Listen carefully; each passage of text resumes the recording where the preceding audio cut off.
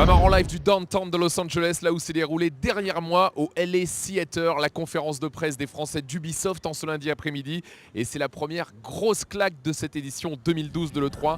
La présentation d'un nouveau jeu, ça fait plaisir, un nouveau jeu. Il y avait beaucoup de suites à des jeux très connus sur les précédentes conférences depuis ce lundi matin. Là, c'est un nouveau titre, ça s'appelle Watch Dogs et ça a juste calmé tout le monde.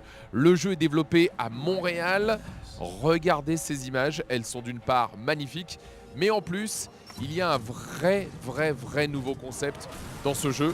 Dans ce jeu, vous allez pouvoir hacker la ville. Vous jouez un personnage qui peut visiblement tout contrôler, les feux rouges, les systèmes de circulation des trains, etc. La ville est d'un réalisme incroyable, c'est Chicago comme on ne l'a jamais vu. Mais en plus, alors que ce jeu ressemble à un jeu solo, un petit peu à la GTA dans un monde ouvert, et ben on s'aperçoit en toute fin de démo qu'en fait le joueur n'est pas seul, il y a un autre joueur qui joue aussi de son côté et on peut donc s'attendre à un mélange entre un jeu solo et un jeu multijoueur où des personnes sont là pour vous aider dans votre aventure solo. Un vrai concept innovant, des graphismes bluffants. Watch Dogs, c'est pour le moment la grosse claque de cette E3 2012. Le jeu est annoncé visiblement sur PC, PlayStation 3 et Xbox 360, on n'en sait pas plus, pas de date de sortie annoncée. À part ça, chez Ubisoft, il y avait du lourd, du sérieux avec Assassin's Creed 3, une démo magnifique qui était présentée sur PlayStation 3. Dans la neige, on voyait notamment le nouveau héros Connor en train de chasser.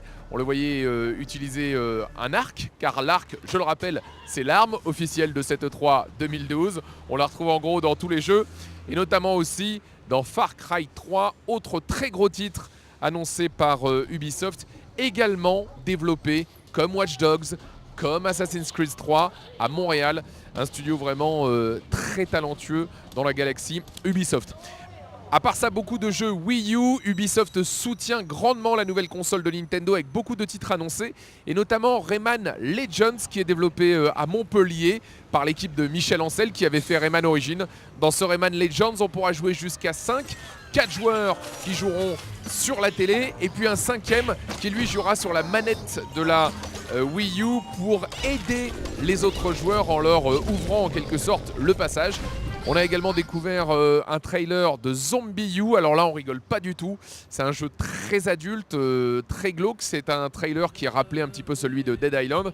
Et en fait, ce Zombie U, eh bien, c'est l'évolution d'un jeu qui s'appelait Killer Freaks lorsqu'il avait été dévoilé l'année dernière ici à l'E3. Et ce sera donc également sur Nintendo Wii U. Et puis enfin, pour en terminer avec cette conférence de presse Ubisoft, on note qu'elle a été ouverte par le rappeur Florida qui est venu annoncer son association au jeu Just Dance 4 qui a été révélé aujourd'hui aussi. Il sortira en plus des autres consoles également sur Nintendo Wii U. C'est une espèce de réponse à la conférence de Microsoft pendant laquelle il y avait Usher qui lui était associé à Dance Central 3. Voilà pour résumer. Clairement un gros carton de la part d'Ubisoft sur cette E3 avec une conférence qui a mis tout le monde d'accord. Il y avait du lourd, du très lourd et notamment, je le rappelle, la révélation de ce jeu qui va beaucoup faire parler de lui tout au long de la semaine. Watch Dogs, le nouveau jeu annoncé aujourd'hui ici par Ubisoft. On continue à suivre l'E3, le salon des jeux vidéo de Los Angeles, toute cette semaine sur bamarenlive.com.